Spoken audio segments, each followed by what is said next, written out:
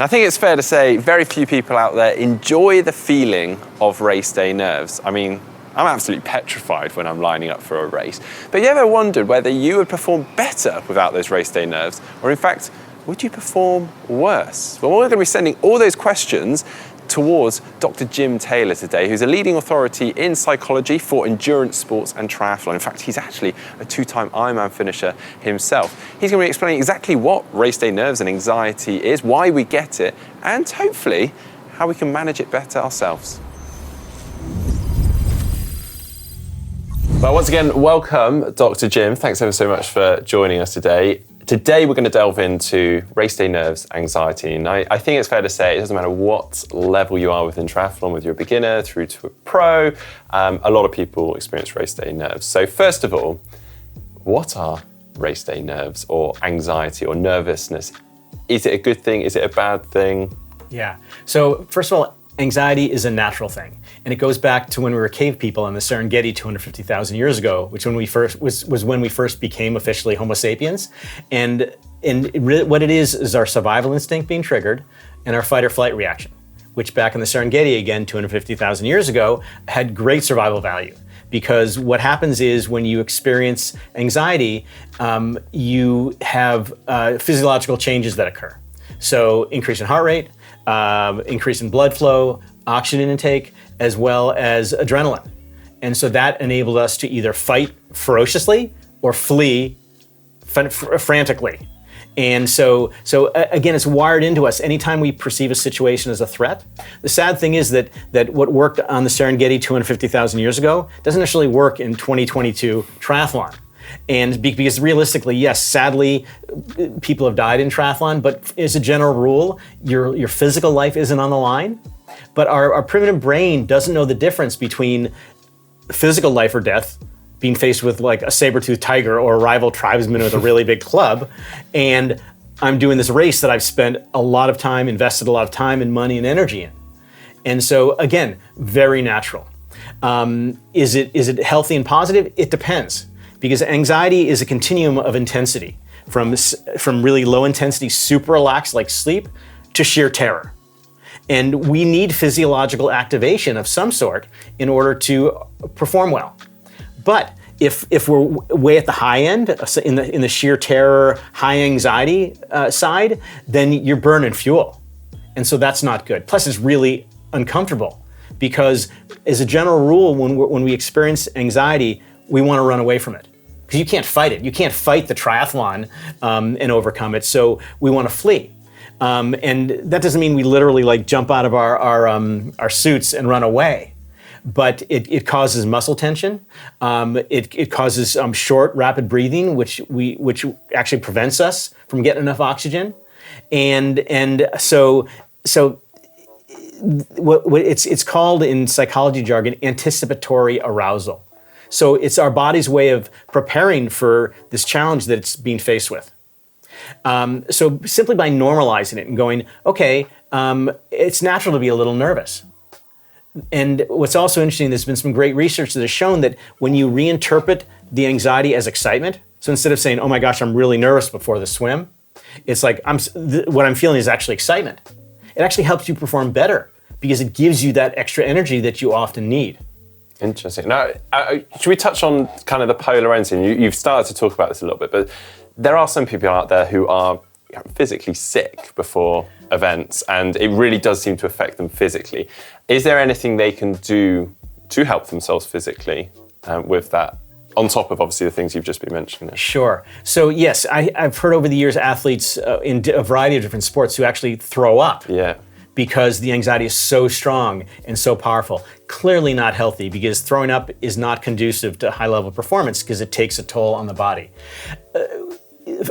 Ideally, when I work with triathletes, the first thing I try to understand is what's the cause of the anxiety? Because anxiety is a symptom of based upon some perceptions you have about the race.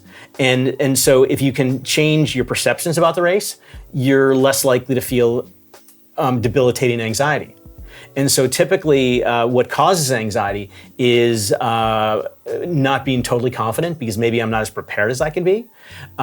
Expectations, like feeling pressure to, like I have to win today. or just feeling like I have to be out there and I have to get certain results.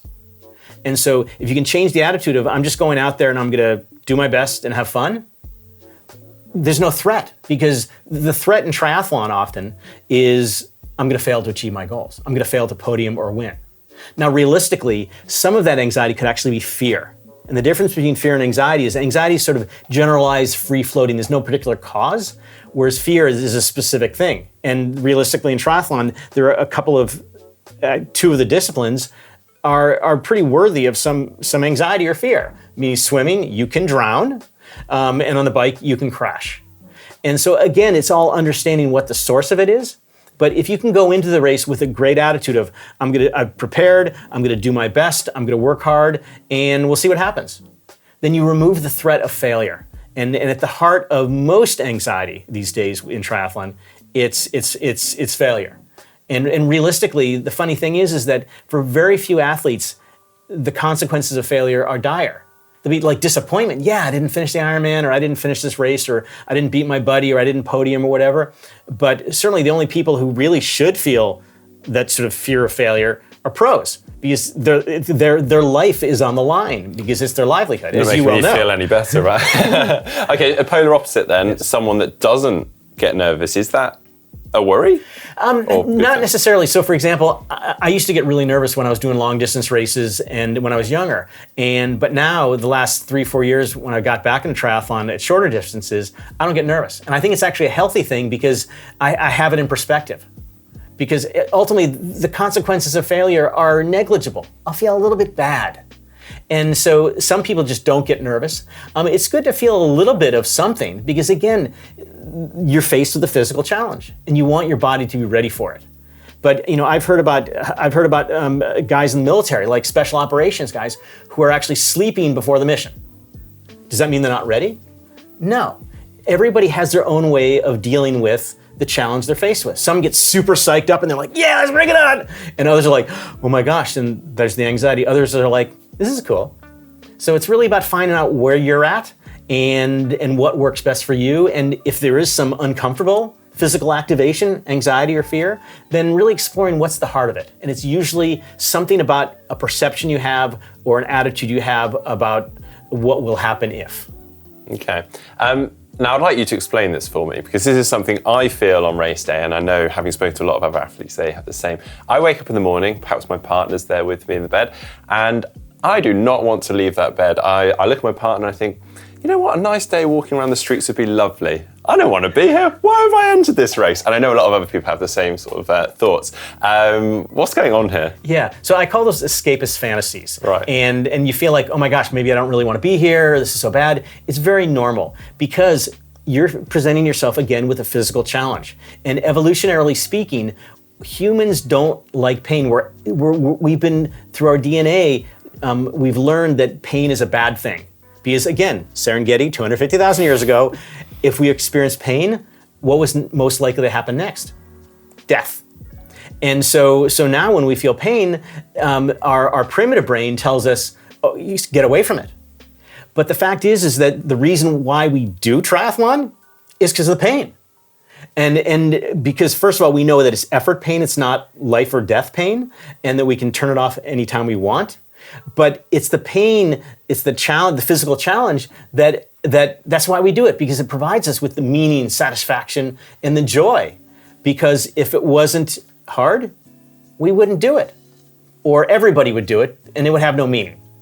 And so again, this goes to normalizing a very unusual but very natural reaction. Okay.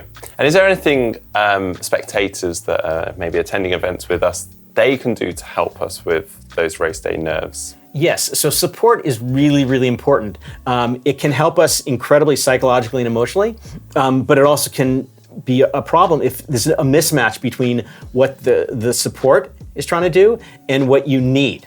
So let's say you're a super chill guy and you have a supporter who's like really passionate and enthusiastic and they're going, you can do this is great. And it's like, back off, we're fine.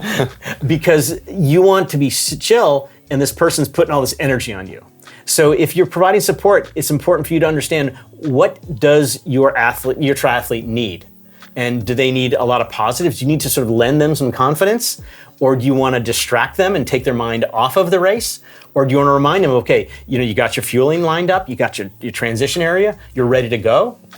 And so, again, it depends upon what the needs are, but it's important for us to know what our needs are. And that just comes from experience. And then tell our supporters what they can do. In some cases, it's stay the heck away from me. In others, give me a hug. And so that's a great way to manage a lot of the things that go on the morning of a race. I do actually remember, and my partner's probably going to kill me for saying this, but at one event, she decided she'd try out the sort of the tough love approach during the race, which didn't go down very well with me. I was in a lot of pain during the event, and it wasn't going very well. And I can't remember quite what she said, but something along the lines of, pull your finger out, Mark. And yeah, it was absolutely not what I wanted to hear, and I was feeling incredibly anxious at the time about how I was performing. So yeah, I think maybe chat with your partner beforehand or whoever you're spectating with. Now, talking about distractions and things, because this is something a lot of people go for. So they maybe put music on before a race, maybe some people are chatty, some people take themselves off on their own. Is this a good thing? What's a good approach? Again, there's no good or bad, it's just what's best for you. So what we're really talking about here is focus style.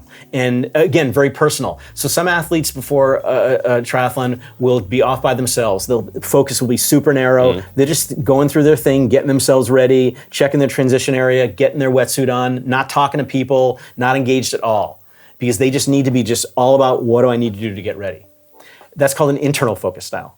But then there's others who work best with what's called an external focus style. And for these, the worst thing in the world for them to do is to go internal. Right. Because these are people who tend to overthink and worry and doubt. And so if they're all in their head, then their gears are going to grind so much that you can almost see smoke coming out their ears. So for them, you want them to externalize. You want them to focus outside of themselves. So these are the people who are chatting up with their friends, they're dancing around, they're listening to music, they're smiling, they're having a good time. They're not focusing on the race at all until just before they go into the water. That's when they, of course, have to bring it in. I think that's really interesting. As you're saying that, I'm picturing a couple of people or experiences I've seen in the past where I know people that are super chatty before an event, and then when it's got to the big event of the season, maybe the World Champs, they feel like, well, I can't go chatting around. So actually they've had a bad race because they've probably, exactly as you said, all the gears start turning, you get a little bit too worked up. So that's a very interesting point. Now, final one, and Heather actually has asked me to ask this on her behalf, but actually it's something I get myself too. Not quite to the same extent of Heather, but she starts to feel incredibly tired before a race. I personally start to yawn quite a lot, but Heather literally says she wants to just lie down and go to sleep. What is going on? Yeah, again, evolutionary response. So yawning is basically a turbo boost of oxygen to our brain. And if we're yawning before a race, it's very natural. I hear this from athletes I work with all the time, is I must be tired. So you create a negative association with the yawning. And if I'm tired, I must not be ready. And that creates doubt and worry and stress and anxiety.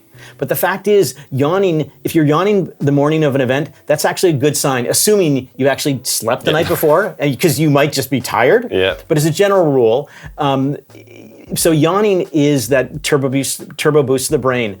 And what happens evolutionarily is that when the body perceives that it's preparing for some sort of physical challenge, that it directs oxygen to parts of the body that will help with that challenge. So for example, in triathlon, it's going to be your legs and your arms.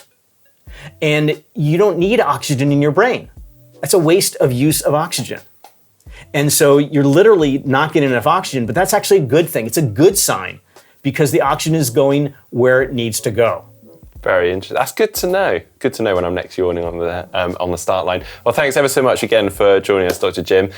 Do stay tuned also for the upcoming book with GCN and Dr. Jim. And if you haven't done so already, check out our previous video on Mental Toolbox for triathletes. If you enjoyed today's video, please do give it a thumbs up, give it a like. Feel free to get involved in the comments section down below. And don't forget, you can also subscribe to the channel. Another question that I thought would be really